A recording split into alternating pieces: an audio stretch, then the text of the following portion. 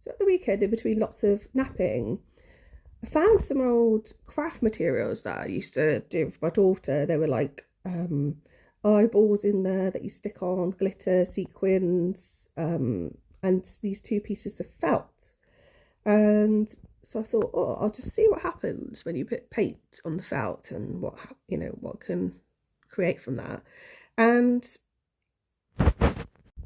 this happened, which is basically a cat face, almost like a mask, and it's faded a little bit because the material absorbs the paint, and I need to get different paints to sort of play around with a little bit more.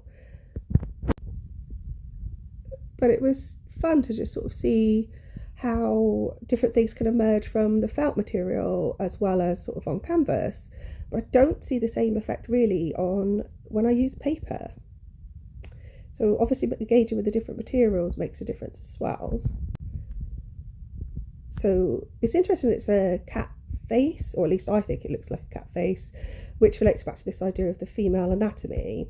And then if you look closer, on the right hand side, which is actually the left eye, is actually what I think looks like either an otter or a beaver emerging out of water, which also links back to this idea of words that are used to describe the vagina, the vulva, etc.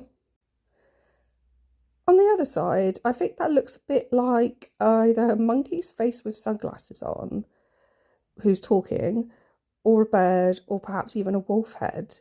And then up above that, this really long pointy nose bird, I think, emerging. Then out of the mouth of this bird at the bottom is this sort of vine that extends upwards. And then obviously there is something quite sexual about the way that this bird has its wings outstretched, and it's sort of coming out here from the centre, what would be the nose, but it also looks like, the female anatomy again.